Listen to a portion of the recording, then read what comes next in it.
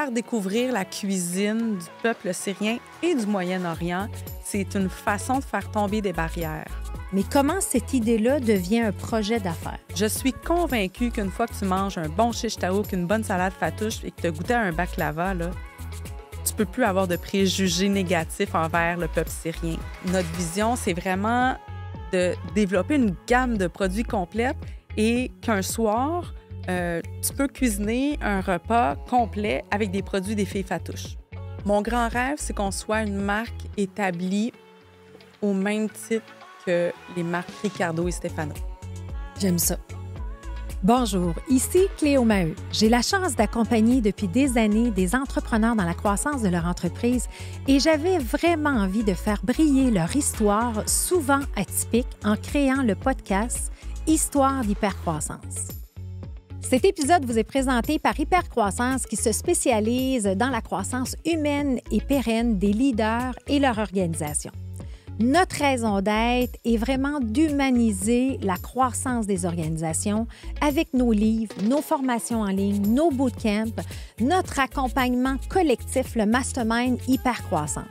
Ensemble, nous pouvons surmonter les défis, voir plus clair et avoir un impact. Apprenez-en plus sur hypercroissance.com. Ça fait plus de 5 ans que l'équipe y met tout son cœur à la réalisation de ce balado. On voit dans les statistiques que la majorité de nos auditeurs ne sont pas abonnés. Alors, j'ai une faveur à vous demander de cliquer sur le bouton « S'abonner ». Ça aide le podcast plus que vous le pensez. Plus l'audience grandit, plus nous pouvons continuer de vous offrir des histoires hyper inspirantes. Merci et bonne écoute.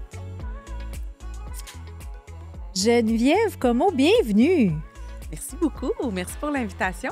Très contente de t'avoir ici. Geneviève, tu es copropriétaire et DG des Filles Fatouches. Oui. OK? Donc là, j'ai hâte qu'on décortique tout ça. Moi, je suis une fan de vos produits. J'adore tout ce que vous faites. Probablement parce que j'ai un mari libanais, hein? Donc, ça aide hein, pour manger cette bonne bouffe-là. Mais on s'est rencontrés via les chefs de file, hein?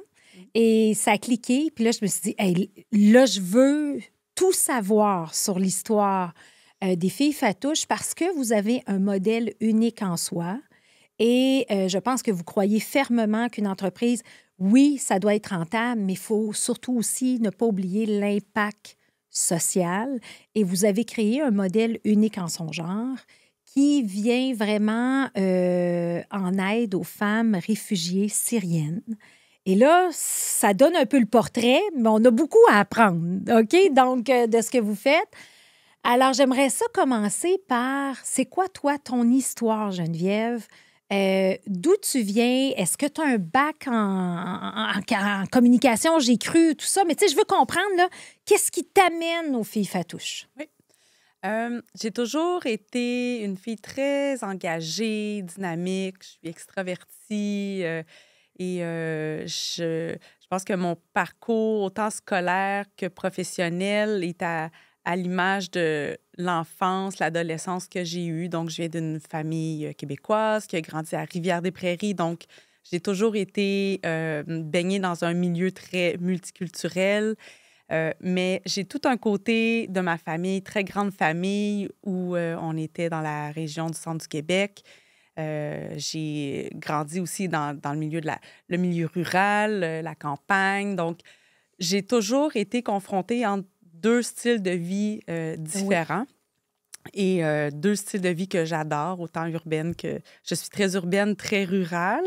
Et à travers tout ça, je pense que ce parcours-là m'a amenée à être très curieuse. Donc, la curiosité, la créativité... ça a toujours fait partie de moi. Donc, au cégep, j'ai étudié en graphisme. Okay. Et ensuite, je suis allée à l'université en animation et recherche culturelle.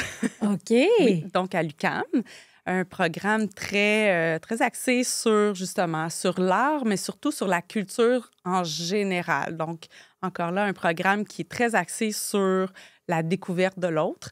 Et ensuite, j'ai fait un bac en com.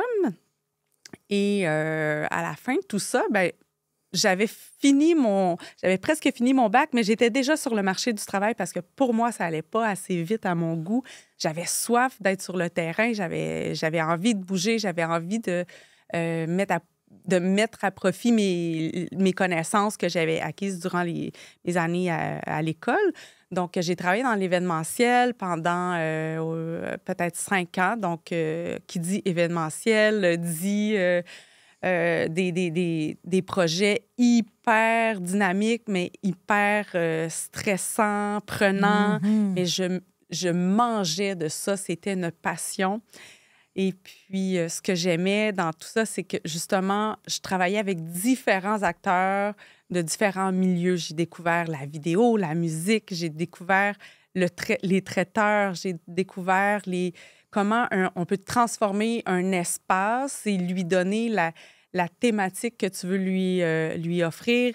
Et après, ce qui me plaisait le plus dans tout ça, c'est de voir les gens, quand ils profitaient de l'événement, de les amener à vivre quelque chose qui allait se rappeler, peut-être pas toute leur vie, mais du moins qui allait teinter les jours qui allaient suivre. Oui, c'est quelque ça, chose de transformant. Oui. Donc, transformer une soirée qui devient inoubliable. Donc, pour moi, c'était vraiment...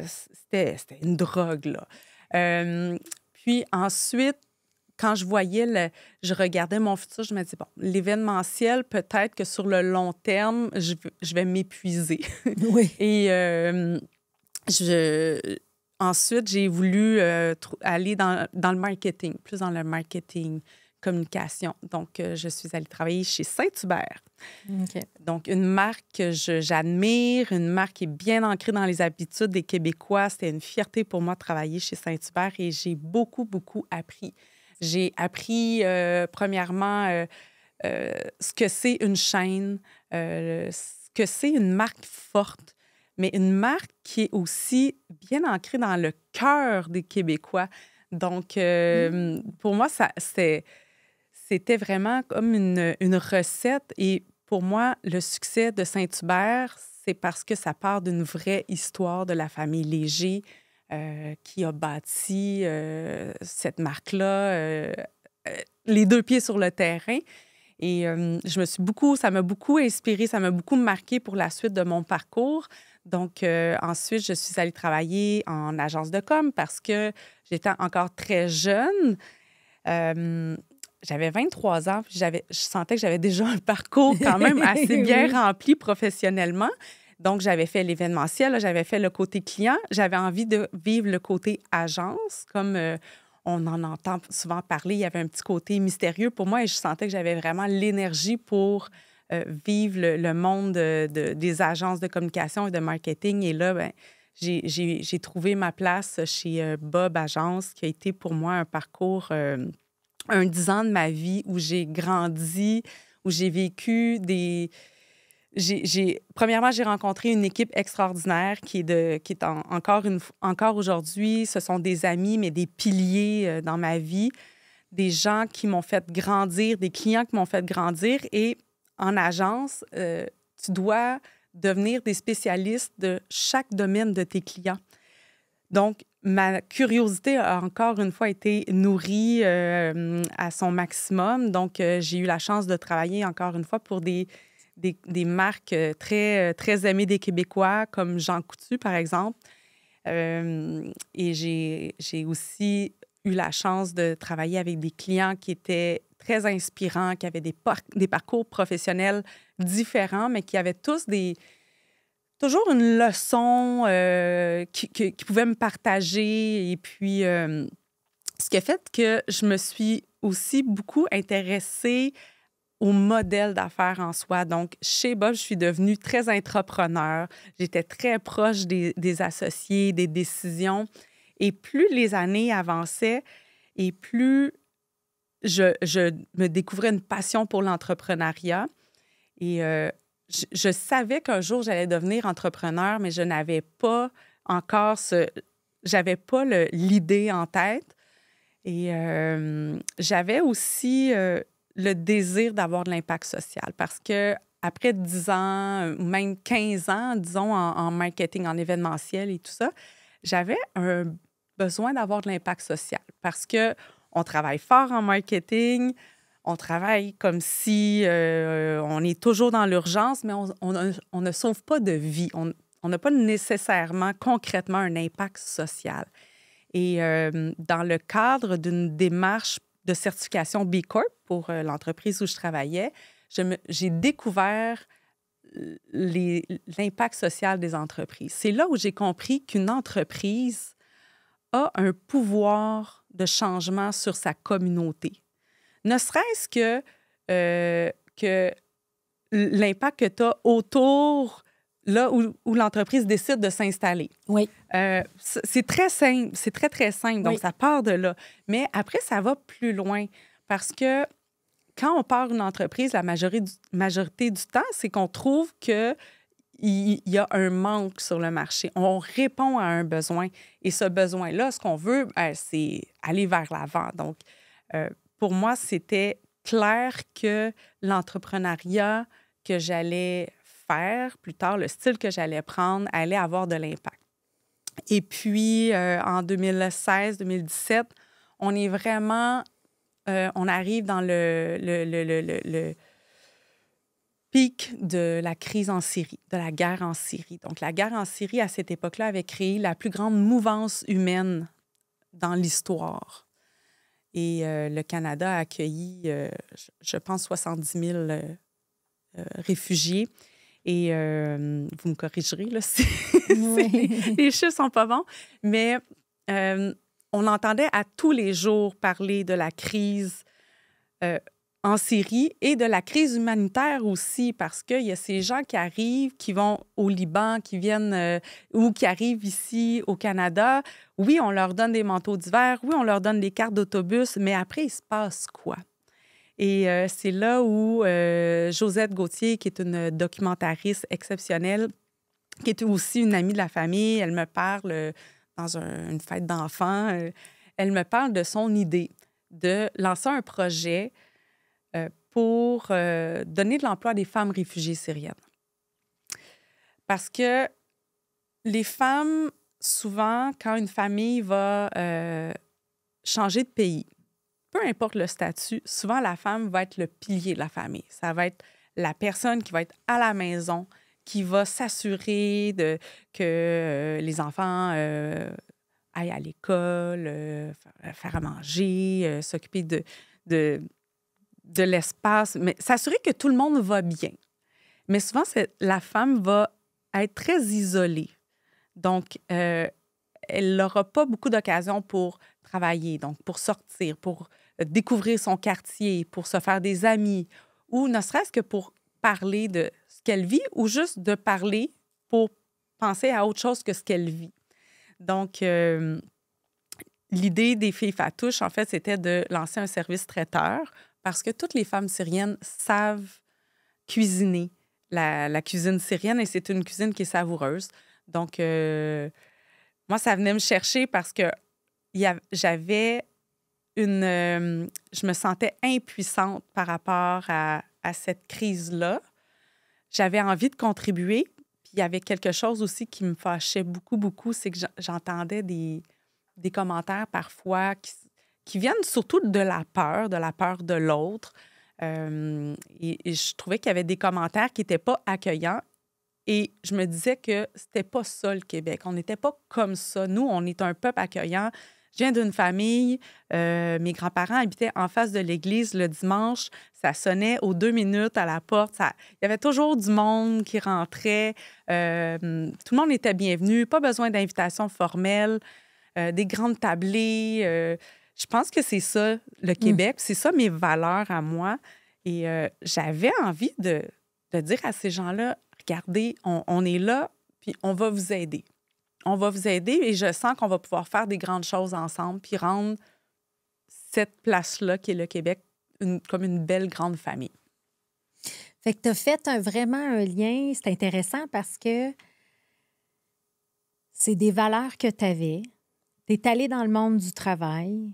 Puis à un certain moment donné, tu as eu cette envie-là de dire, OK, c'est beau l'agence, là, mais là, l'impact est important, cette opportunité-là se présente et là, il y a comme un projet qui se présente à toi. Oui. Fait que comment tu embarques dans ce projet-là? Là, on comprend l'importance mais comment tu embarques dans le projet? Oui. C'est sûr que une grosse partie de mon intérêt venait de l'impact social, mais je ne vous cacherai pas qu'il y avait un autre côté aussi où il y avait la fille de marketing en moi qui voyait Le potentiel. le potentiel extraordinaire Ben du oui. storytelling et aussi le défi de rendre cette petite idée-là, de la rendre grande.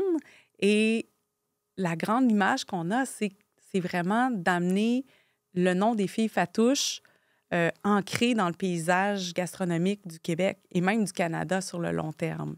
Oui. Wow. OK.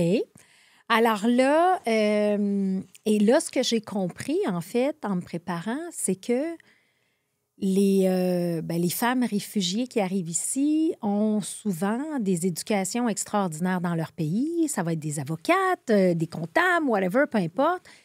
Et là, ils arrivent ici, mais ils doivent justement prendre la charge mentale et s'occuper de toute la famille. Et là, tu as cette idée-là. Mais comment cette idée-là devient un projet d'affaires? Oui. En fait, l'idée de base, c'était vraiment le service traiteur. Et Josette avait été au Centre d'action réfugiés à Montréal parce qu'elle voulait quelqu'un de la communauté syrienne qui allait, la mettre en contact avec ces femmes-là, mais aussi qui savait cuisiner. Oui. Donc, en présentant son projet, il y a Adèle Tarzibachi, qui est ma partenaire, qui a levé sa main, a dit « Moi, je vais t'aider, je sais cuisiner, je suis en contact avec la communauté et j'aime le monde.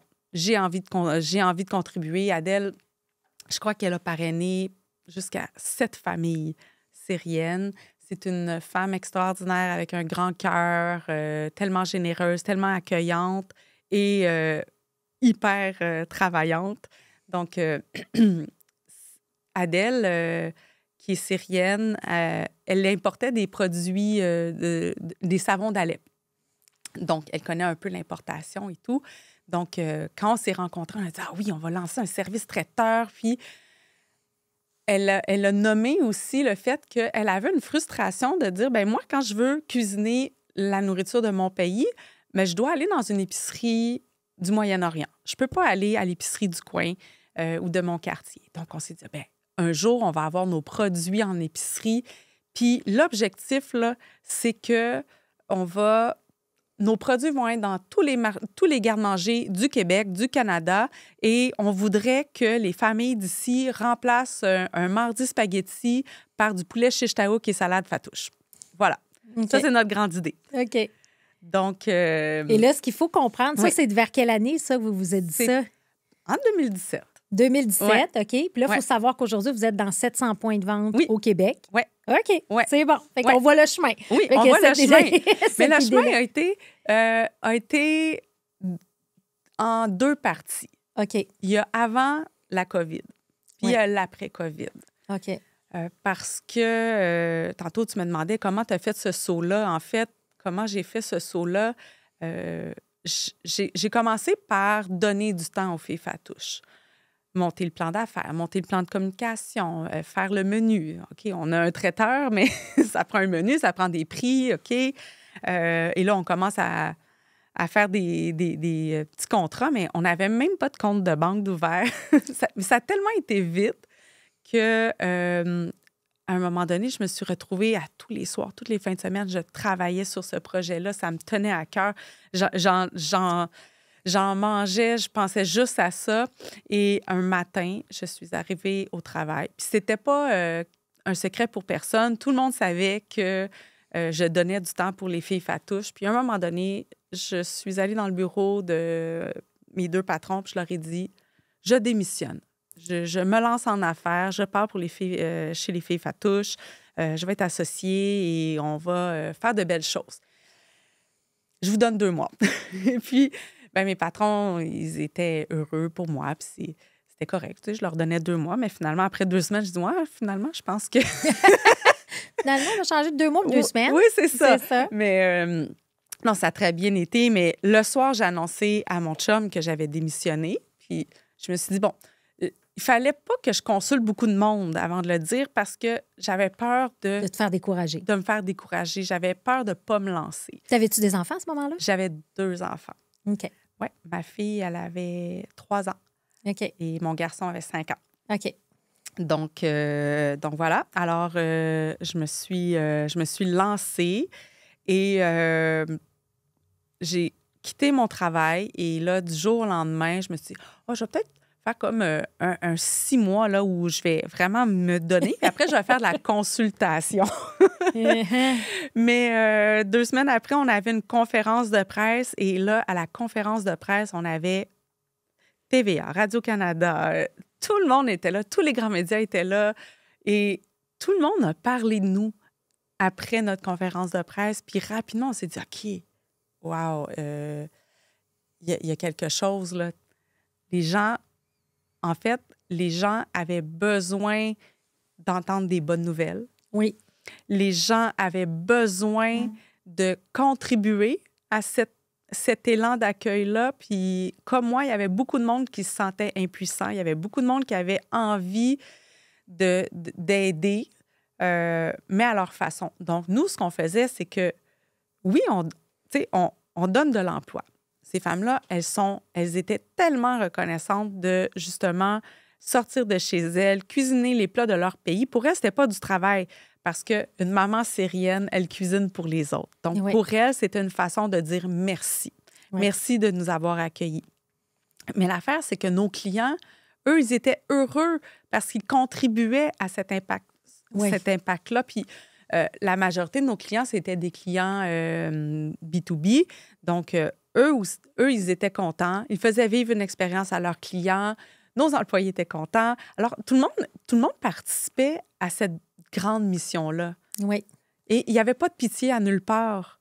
Non, c'est ça. Oui, c'est vrai ce que tu dis. C'est ça parce que, tu sais, des fois, tu peux avoir une entreprise avec une vocation sociale, mais il y a comme un côté triste ou tout. Là, au contraire, là, c'était du bonheur, puis c'était un win-win situation, une situation gagnante-gagnante là, qu'il y avait. Oui, absolument.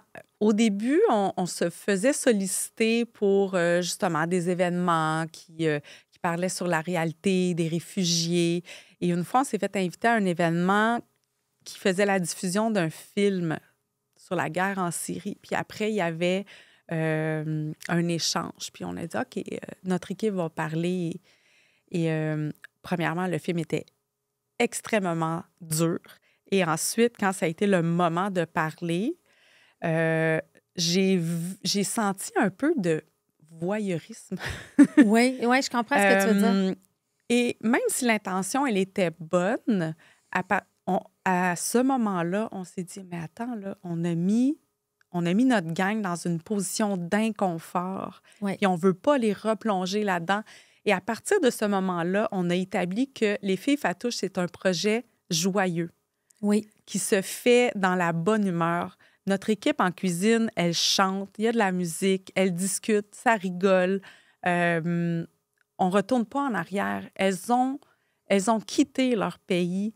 Elles entament un nouveau chapitre de leur vie, puis elles savent qu'elles ne retourneront pas dans leur pays. Puis elles ont fait ces sacrifices-là pour la majorité, oui, pour leur sécurité, mais pour leur famille, les enfants. Ben oui. Donc, il n'y a pas eu de retour en arrière. Pour nous, là, c'était écrit, là. C'était écrit, Les Filles Fatouches, c'est un projet joyeux et on regarde vers l'avenir. C'est drôle que tu dises ça parce que mon conjoint est libanais, il a vécu la guerre, il a quitté 3 fois son pays à cause de la guerre et il n'aime pas d'en parler. Oui. Il n'aime pas d'en parler, puis justement, regarder en avant, puis, tu sais, à quelque part... ça fait comme 30 ans qu'il est ici, là, tu sais, puis c'est correct, sa vie est ici maintenant. Il n'oublie pas ses origines et son passé. Puis je pense que c'est ça que vous avez réussi à faire, c'est que tu es capable de faire rayonner une culture qui a des saveurs uniques, hein, tu sais, qui a des valeurs uniques, mais tout en en mettant de l'avant un travail noble. Oui. Tu sais, c'est un peu ça aussi, hein, l'évolution du modèle. Oui. Une phrase qui nous a beaucoup marqué puis qui teinte beaucoup toutes nos décisions ou la vision qu'on a, c'est une phrase de Kamal Moussawa, qui est un activiste culinaire. Donc, lui, sa phrase, c'est en partageant un repas qu'on rencontre l'autre. Oui. Donc, pour nous, de faire découvrir la cuisine du peuple syrien et du Moyen-Orient, c'est une façon de faire tomber des barrières. Oui. Je suis convaincue qu'une fois que tu manges un bon shish taouk, une bonne salade fatouche et que tu as goûté à un baklava, là, tu peux plus avoir de préjugés négatifs envers le peuple syrien. Oui. C'est tellement bon. Oui, oui, c'est vrai. C'est tellement bon. Et tu découvres des saveurs authentiques et tu as l'impression, tu le sais que ça fait longtemps que ces saveurs-là existent. C'est simple comme cuisine, mais c'est à base d'ingrédients qui sont frais et naturels et simples. On parle d'herbes, de menthe, de mélasse de grenade, de sumac, des noix, du za'atar. J'aime bien votre za'atar. Oui. Alors là, on a l'idée. Là, tu es partner avec Adèle. Elle, j'imagine qu'elle trouve tout son groupe de femmes, hein, justement. Oui. Ouais. Et il y a quelque chose quand je lisais la préparation que je trouve important de mentionner aussi de ce côté-là joyeux, c'est que les femmes qui sont isolées dans leur cuisine ou ils prennent soin de leur famille avaient quand même, là, se retrouver ensemble aussi. Il y a cet effet-là de communauté, non? Oui, absolument. Écoute, les premiers contrats, là, on avait 10, 12 personnes en cuisine. T'sais, si on regarde ça d'un côté productivité, on était à 0. Oui, oui. Mais l'idée à ce moment-là, c'était vraiment de les faire sortir de chez elles puis qu'elles se créent un tissu social. Oui. Donc, c'était vraiment mission accomplie. Ça n'a pas été long. Ça n'a vraiment pas été long avant qu'elles se soudent ensemble. Il y a un respect mutuel entre elles. Elles ne parlent pas de ce qui s'est passé, mais elles le savent. Oui, c'est ça. Et tu serais surprise de voir les sourires qu'il y a dans l'équipe. Ça leur fait tellement du bien. Et puis, j'ai tellement été touchée. Une des premières réunions qu'on a faites, réunion d'équipe, là, c'était après ça faisait quelques mois là, qu'on avait démarré, mais on voulait faire une réunion d'équipe, toute l'équipe ensemble. Et on s'est réunis. Et là, il y avait Maria qui est arrivée avec une boîte de chocolat. Puis elle nous donne une boîte de chocolat. Elle dit, mais mon fils vient d'avoir son bulletin. Puis il y a eu 90 en français puis en mathématiques. Puis elle voulait célébrer ça avec nous parce qu'elle voulait célébrer ça avec la famille, parce qu'on était sa famille. Oui. Puis moi, ça m'a tellement touchée parce que, comme je disais, c'est des femmes qui ont vraiment qui ont sacrifié beaucoup de choses pour elles. Et elles ont tout donné à leurs enfants. Puis j'ai compris à ce moment-là qu'on leur a offert plus qu'un travail. Oui. C'est la communauté. Le pouvoir de, de communiquer ensemble. Et là, il y a quand même une évolution dans le modèle d'affaires parce qu'au début, c'est un service traiteur. Oui. Moi, je m'en rappelle, j'étais allée chercher, puis ça parlait, puis tu sais, c'était très, très, très animé. Là, j'étais allée chercher la bouffe, j'avais entendu parler de ça. C'était Atman qu'ils avaient pris pour un lunch. J'avais fait une formation. Oh my God, tu sais, je veux ça à la maison et tout. Mais il y a quelque chose en même temps de dire c'est peut-être pas soutenable, ce modèle-là. Ouais. Fait qu'il y a une évolution dans le modèle et vous allez également dans l'œil du dragon. Ouais. Donc, peut-être nous raconter un peu cette évolution-là. Oui. Oui. En fait, au départ, on voulait offrir une première occasion de travail. Oui. À ces femmes-là. Donc, la fameuse première ligne sur le CV. C'est ça qu'on avait en tête. Mais après quelque temps, on s'est rendu compte qu'elles ne voulaient pas partir. La majorité voulait rester avec nous parce qu'elles étaient bien. Là, on s'est dit, bien là, nous aussi, on les apprécie, on veut les garder. Alors, on s'est dit, mais on peut leur offrir quelque chose de plus stable. Donc, en ce moment, on offre on offrait, au départ, là, on offrait des fois 2-3 jours de travail par mois. C'est quand même une gestion complexe. On avait peut-être une dizaine d'employés, quinzaine d'employés, mais elles travaillaient 3 fois par mois. On s'assurait que c'était vraiment équitable entre chacune. Puis là, de fil en aiguille, il y en a qui se sont trouvés des emplois dans des garderies, d'autres sont retournés à l'école.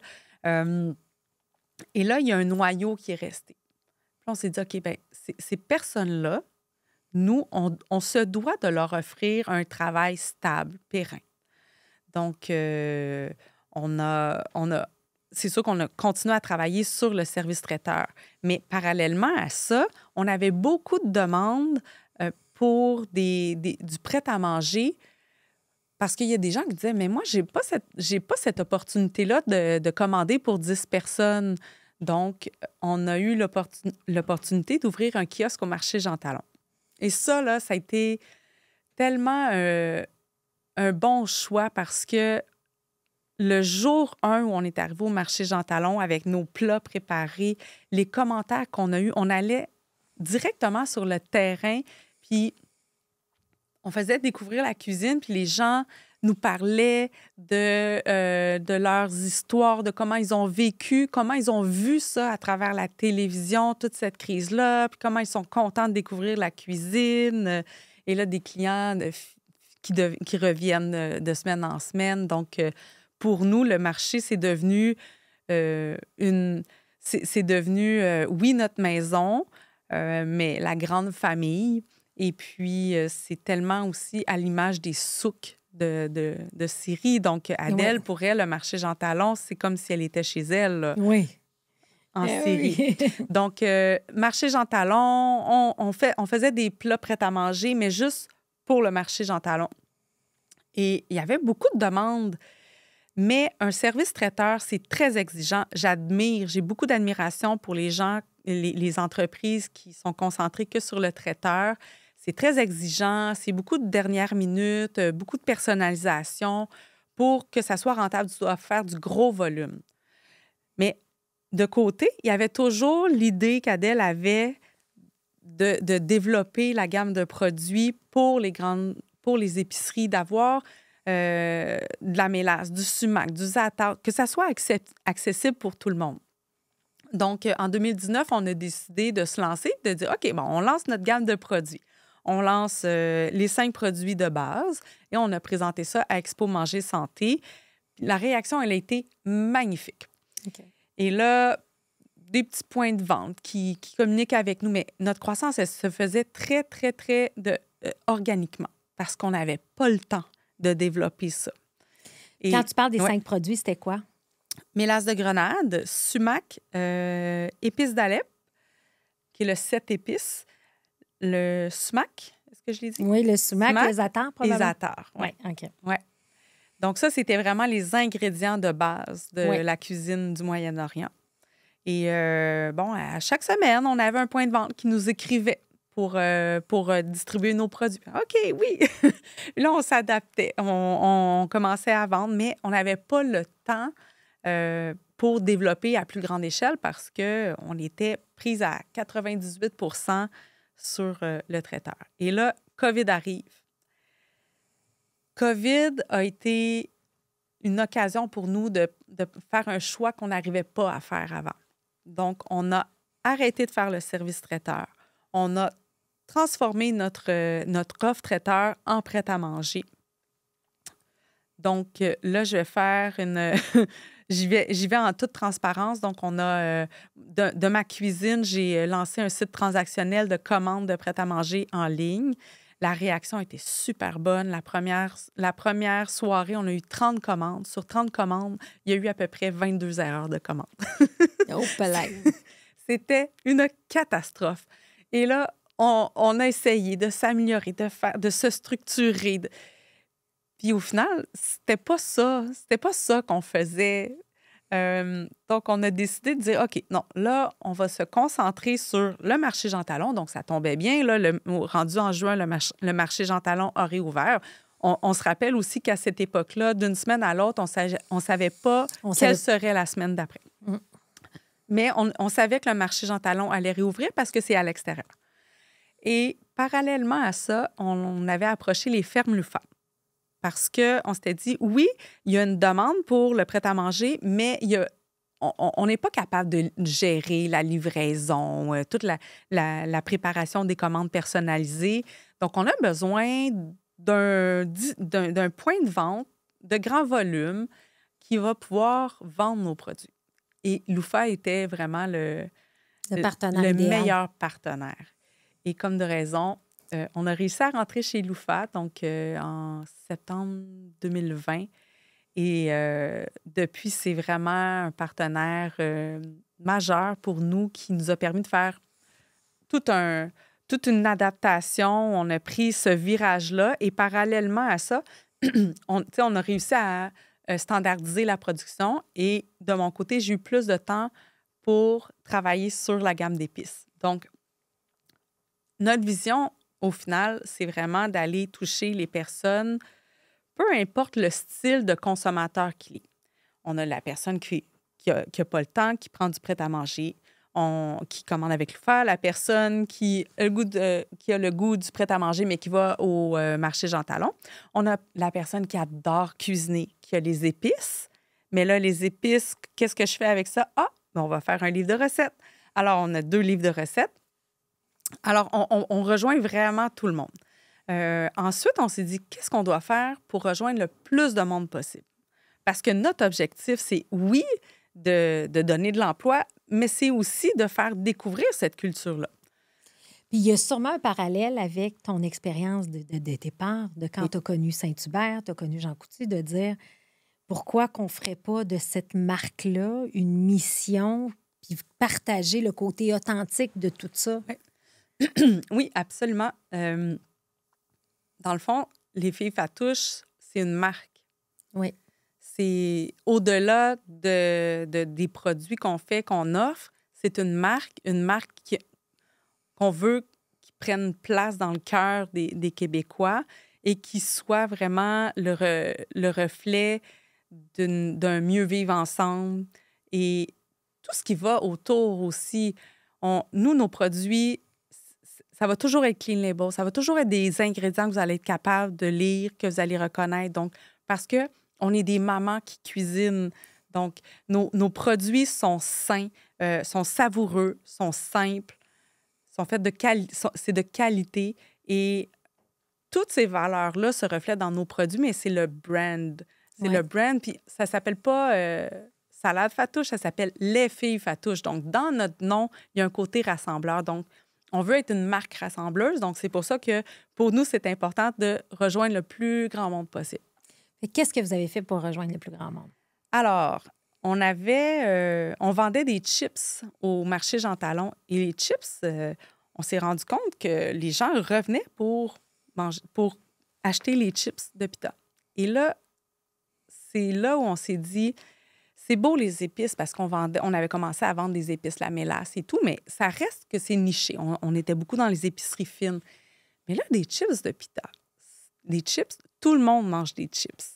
Et les gens ont tendance à être un petit peu plus curieux dans leur saveur de chips. Tu sais, quand on pense qu'il y a des chips à la poutine. Oui, c'est vrai. Ouais. Alors, on a commencé à faire les démarches pour faire une étude de coût de revient, une étude pour augmenter la production, pour, en fait, industrialiser la production des chips. Et de fil en aiguille, c'est devenu vraiment un produit phare pour les filles Fatouches. Donc, on a, depuis 2 ans, on est en grande distribution. On est chez Sobeys, donc IGA, Rachel Berry et Lufa.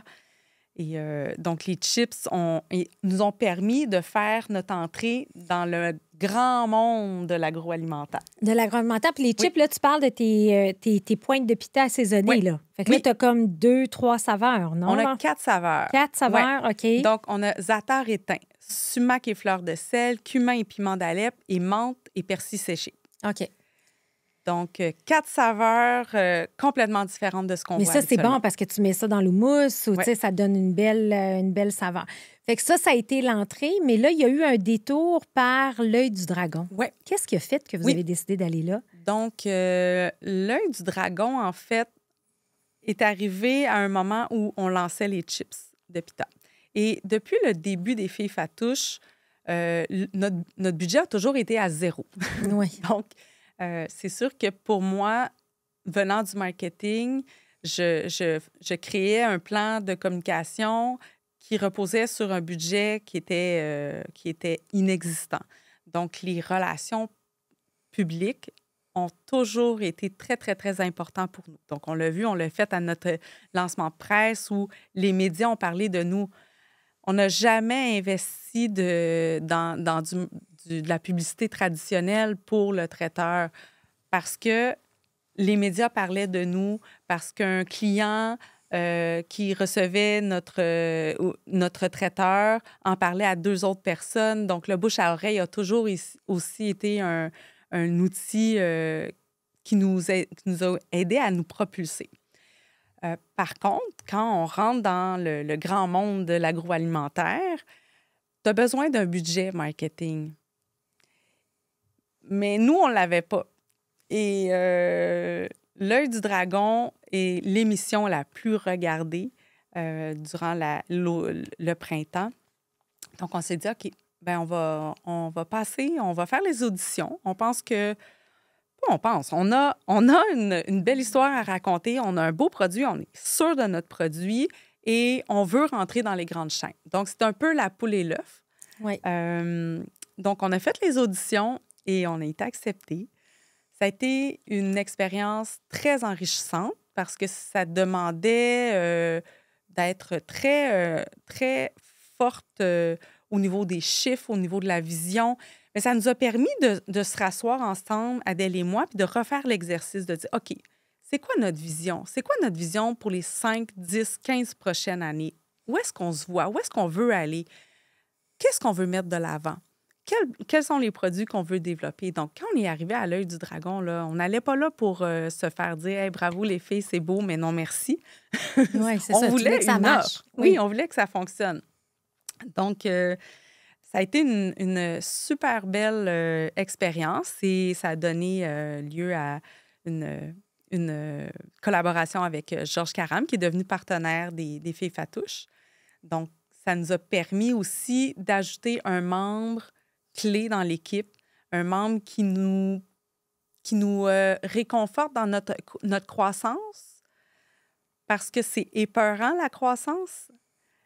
Ça fait peur à tous les niveaux. T'es toujours dans l'inconnu. Donc, Georges a cette maturité-là, cette expérience-là pour nous réconforter dans nos prises de décision, nos inquiétudes. Et d'un autre côté, côté marketing, ça a été un vrai... Ça a été vraiment... Mais ce qui est le fun, ou ce que je suis contente de voir, c'est que des fois, tu vas avoir des gens qui vont aller là comme juste pour le côté marketing, puis ils n'en veulent pas d'offres. Puis il y a tout un espèce de bruit de fond de dire est-ce que c'est vraiment, ça marche-tu vraiment, ça marche. Fait que dans votre cas, vous dites, garde, ça a été génial côté marketing, mais ça a été aussi bon pour l'investisseur et la relation avec l'investisseur. Absolument. Je pense que pour nous, c'est l'expérience complète des dragons. Au niveau marketing, ça, pourquoi ça a été très, très bon, c'est qu'on a été dans tous les foyers du Québec. Oui. Parce qu'à Montréal, ça fonctionnait très bien, les Filles Fatouches. Beaucoup de gens nous connaissaient. Mais dès qu'on sort de Montréal, on est dans une communauté différente. Les gens n'étaient pas nécessairement au courant ils ne connaissaient pas les Filles Fatouches, mais tu passes dans l'œil du dragon, là, c'est vraiment une émission qui couvre large au Québec. Donc, pour moi, quand je suis arrivée dans ma région du centre du Québec, puis je me faisais dire « Hey, je t'ai vu au Dragon ». Quand je suis allée à Québec, puis je rencontre des gens, ou même sur la Côte-Nord, je rencontre des gens qui disent « Ah oui, on t'a vu dans l'œil du Dragon ». Je me dis « OK, mais là, ça marche ». Oui. On a amené le nom dans la tête des gens, puis c'est un nom aussi que tu entends une fois, puis qui reste. Donc, c'était vraiment un coup marketing important, mais l'objectif, c'était pas de vendre. L'objectif, c'était de rester dans la tête des gens puis de piquer la curiosité. Oui, exactement.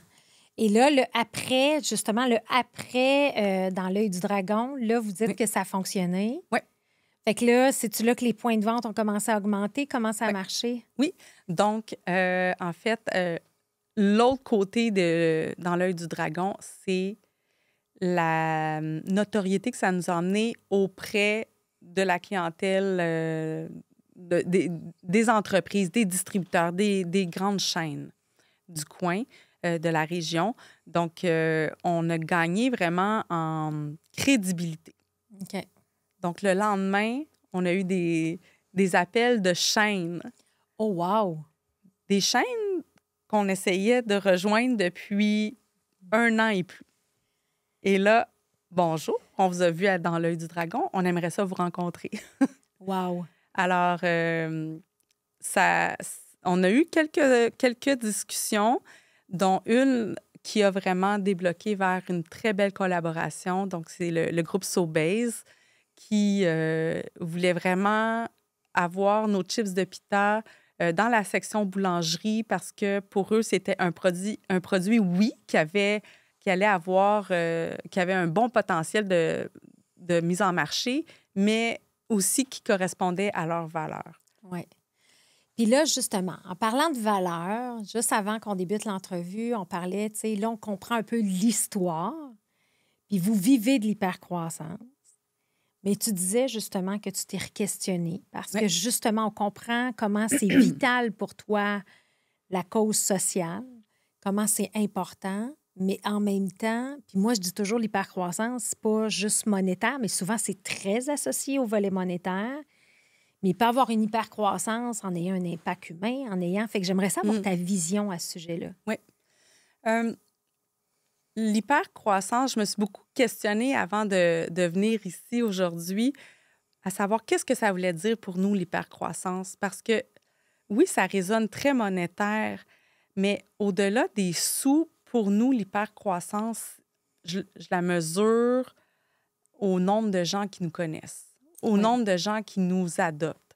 Oui. Pour moi, dire qu'on a vendu 100 000 sacs de chips, bien, ça veut dire qu'il y a 100 000 maisons qui ont eu notre sac de chips. Pour nous, c'est considérable, tu sais, de dire que les gens adoptent nos produits, qu'ils ne vont pas juste y goûter une fois.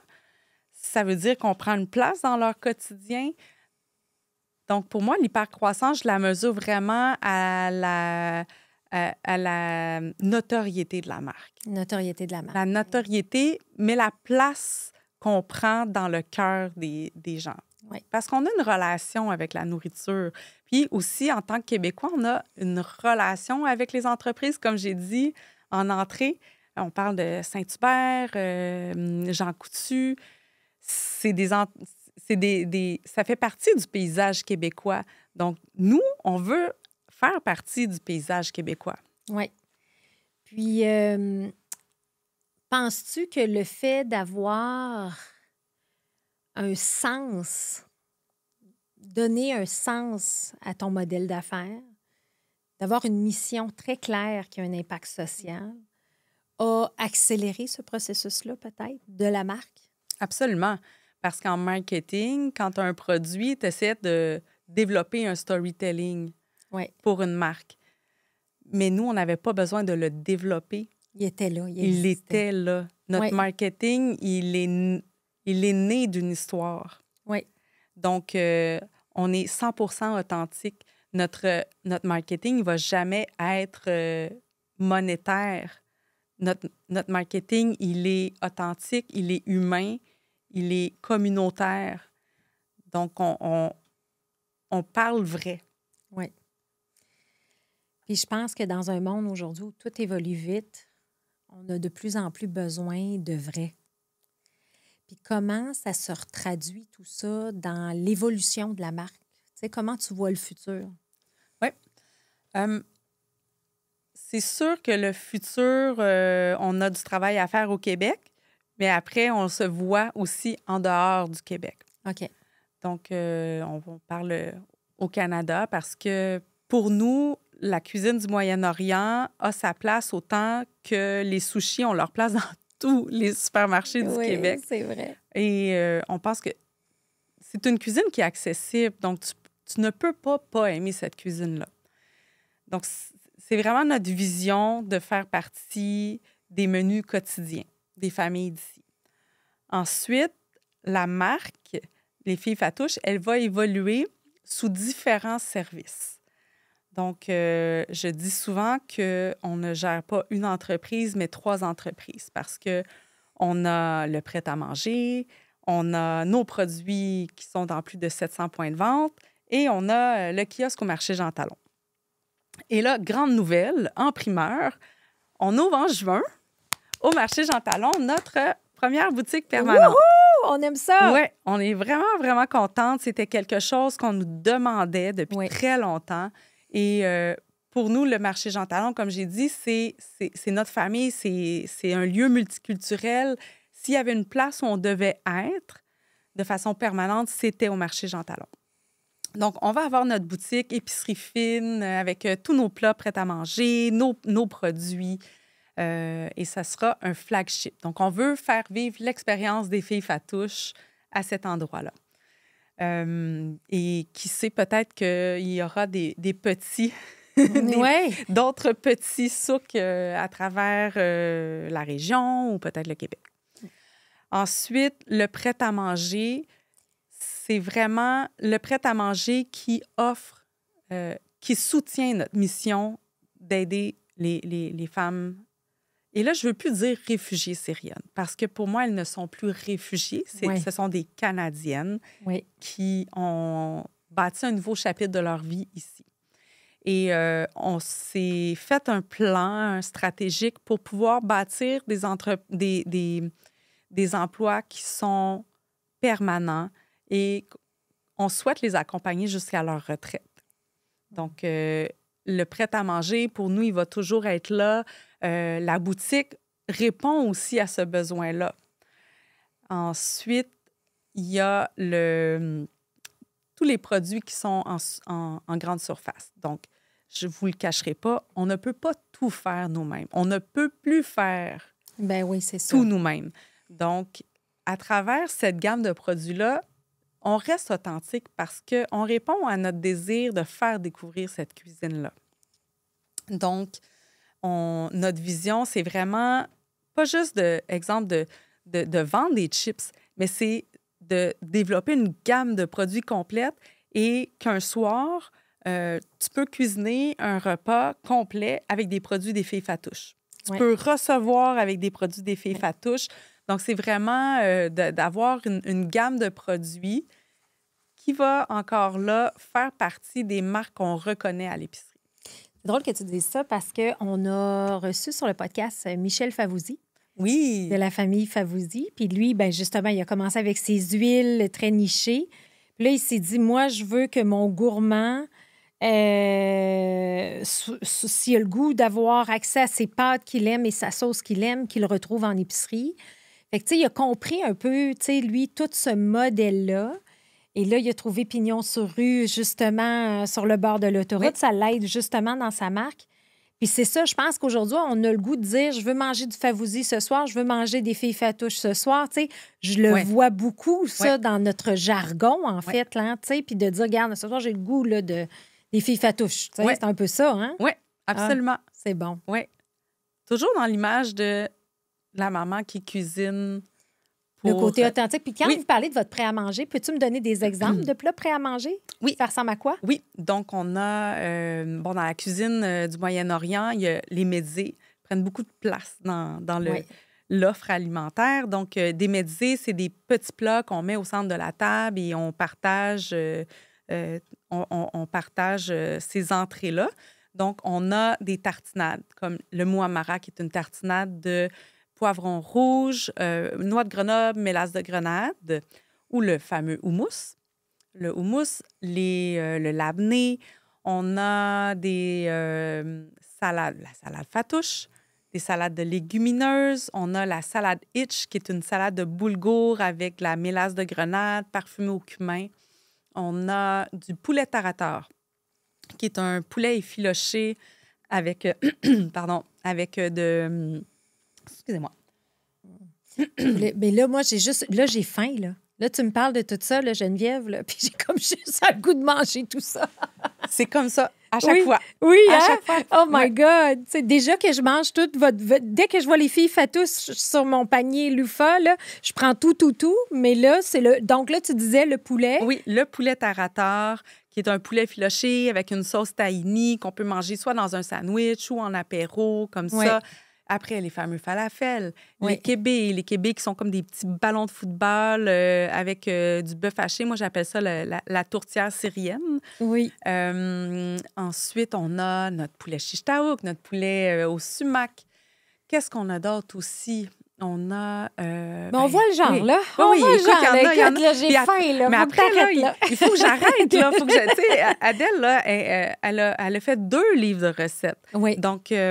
Et si on veut les trouver, ces livres de recettes-là sont toutes les grandes librairies du Québec. Ah oui, OK, parfait. Oui. Parce que nous, ce qu'on va faire, c'est qu'on va mettre dans les notes de l'épisode, on va mettre le lien tout sur les filles fatouches, mais on va mettre... Et dans ces livres de recettes-là, est-ce qu'il y a les recettes typiques, justement? Oui, absolument, parce que, oui, c'est beau d'amener les produits dans les épiceries, mais après, il faut que les gens les cuisinent. Tu saches cuisiner, oui, exact. Et puis après, bon, il y a sûrement beaucoup de monde comme moi qui prennent les livres de recettes comme juste pour feuilleter, se donner faim. Oui. Et ce que j'aime beaucoup de nos livres, c'est que c'est pas juste des livres de recettes, c'est aussi des livres où on parle de nos employés. On va leur montrer, on va montrer un peu le quotidien de la vie d'Adèle, mais on va aussi faire des portraits. On a des portraits sur nos employés clés. Fait qu'un peu l'histoire. Oui. L'histoire. On voulait un livre humain. Un livre humain. OK. Oui. Mais là, on comprend la marque forte. Puis là, je me suis pris des notes. C'est la marque forte avec une identité, une histoire authentique, une véritable raison d'être, où on est là pour transmettre la culture, les saveurs, les valeurs. Et je trouve ça tellement intéressant. Et si je me projette dans 10 ans, ça va être quoi, les filles fatouches? C'est quoi ton grand rêve? Mon grand rêve, c'est qu'on soit une marque établie au même titre que les marques Ricardo et Stefano. J'aime ça. Pourquoi pas? Et c'est des amis. On les aime. On les aime d'amour. Je les admire beaucoup. Oui. Je pense que la cuisine... Tu sais, quand tu écoutes l'histoire des Italiens qui sont arrivés au Québec, c'est la même histoire que les Syriens. Pas exactement pareil, mais le contexte se ressemble, comme les Grecs. Oui. C'est des nourritures qui sont bien inscrites. Et inscrites ici, alors que le Moyen-Orient, c'est peut-être moins connu, mais tout aussi délicieux. Absolument. Et je pense que, tu sais, on est à la bonne place ici au Québec parce qu'on est ouvert à tous ces types de cultures-là. Et on aime manger, d'avoir une nourriture diversifiée. Tu sais, moi, je vais partout dans le monde, je voyage, mais mon Dieu que j'aime la bouffe à Montréal. C'est comme, on est chanceux parce qu'on a cette ouverture-là de goûter à tout. Puis c'est sûr que les filles fatouches ont leur place. Moi, je suis vendue depuis le début. Geneviève, est-ce qu'il y a quelque chose que tu aurais aimé discuter, qu'on n'a pas eu la chance peut-être de parler? Il y a un sujet très transparent que j'avais envie d'aborder parce que j'ai une belle tribune. Oui. C'est sur la réalité des entrepreneurs. On en parle, puis on n'en parle pas. Oui. Mais c'est les dernières années, avec des émissions comme Dans l'œil du dragon, mais aussi les réseaux sociaux, on glorifie beaucoup l'entrepreneuriat et je pense qu'il faut, publiciser le métier d'entrepreneur parce que l'entrepreneuriat est en déclin. Oui. Donc, les statistiques le disent. Par contre, la réalité d'un entrepreneur, c'est pas être une superstar. La réalité d'un entrepreneur, c'est d'être constamment hors de sa zone de confort. Se réinventer pour évoluer. Se réinventer. Prendre des décisions qui sont difficiles. Puis, t'as beau être proche de tes chiffres, t'as beau faire des prévisions, mais des prévisions, ça reste des prévisions. C'est pas la réalité. Et être entrepreneur, c'est, oui, être hors de sa zone de confort, c'est prendre des risques, c'est d'écouter sa petite voix intérieure, c'est de parfois se sentir dépassé par les décisions qu'on a à prendre. Je pense que la majorité des entrepreneurs n'ont pas peur de se lancer, n'ont pas peur des défis, n'ont pas peur du travail acharné, mais parfois, les décisions font peur, donnent le vertige. Et il y a aussi tout cet aspect où mais la vie des gens dépend de nous. La vie de notre équipe, le travail, c'est majeur. Tu sais, ça fait partie de la sécurité des gens. Et ça, je le prends au sérieux et 99 des entrepreneurs prennent ça vraiment au sérieux. Donc, je pense qu'on n'en parle pas assez de ce poids qu'on a sur les épaules. Oui, c'est vrai, c'est vrai. Puis, c'est quoi ta leçon apprise dans tout ça, justement, pour porter ce poids-là? Parce que, tu sais, à un certain moment donné, puis je dirais d'autant plus que tu as une mission d'impact, tu sais, qui est autant importante que toi, que la rentabilité de l'organisation. Puis, je le comprends.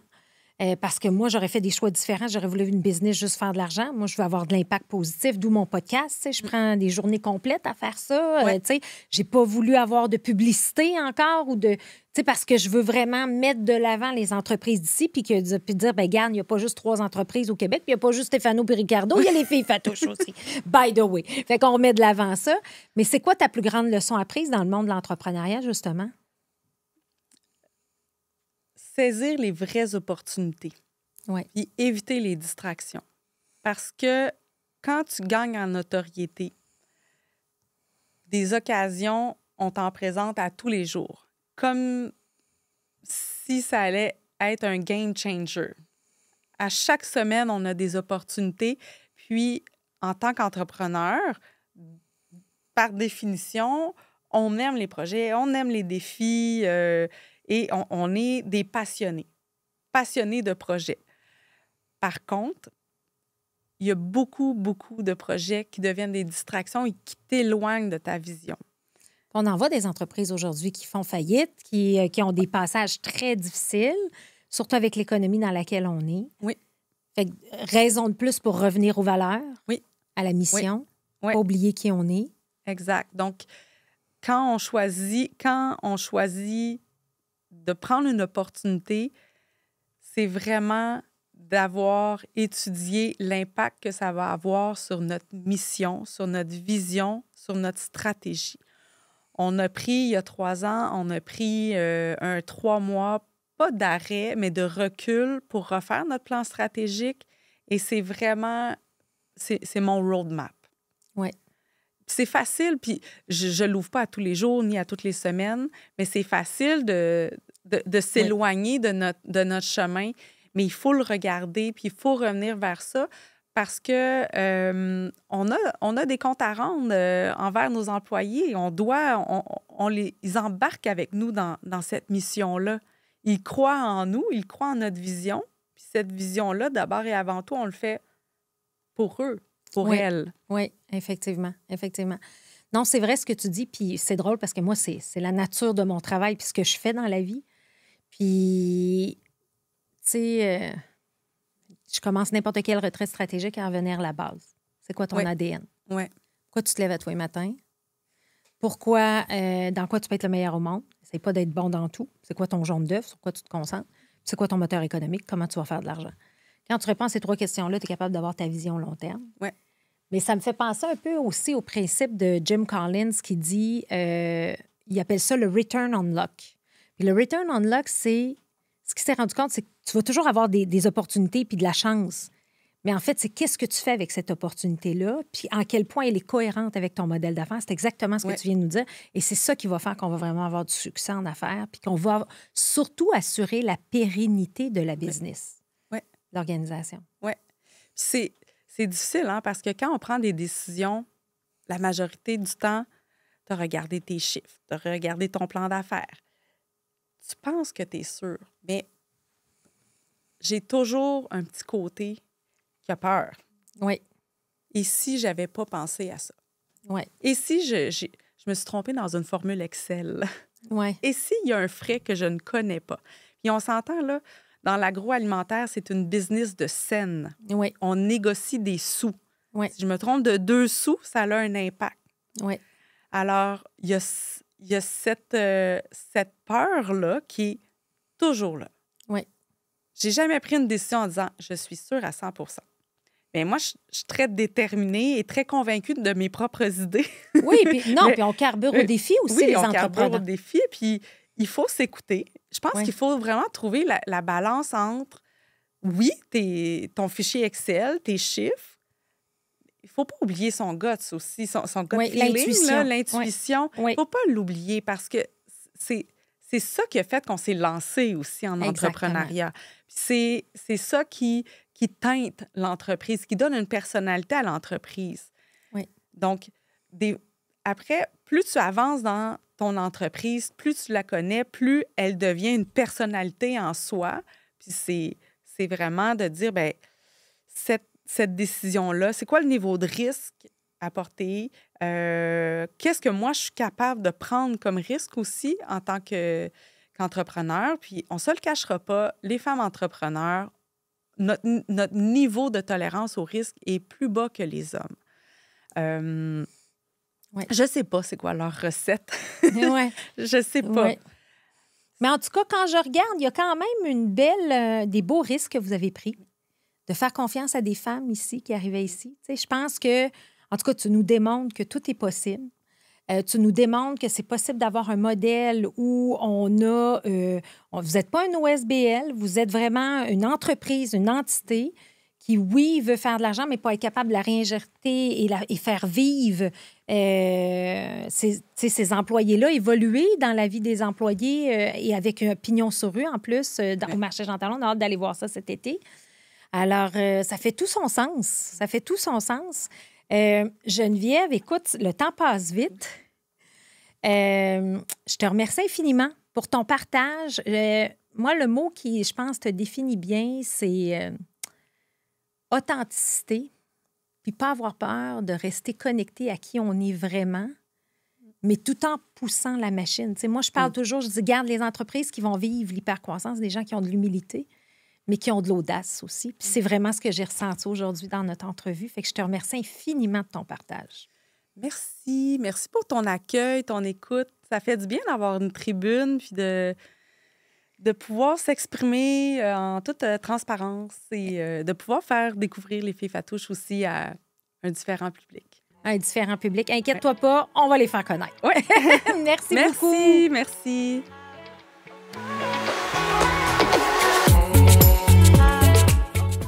Merci d'avoir été avec nous aujourd'hui. Si cet épisode vous a plu, prenez un moment pour vous abonner et nous laisser un commentaire. Cette petite action aura un grand impact car elle nous permet de toucher encore plus d'entrepreneurs passionnés comme vous. À très bientôt pour une nouvelle histoire inspirante.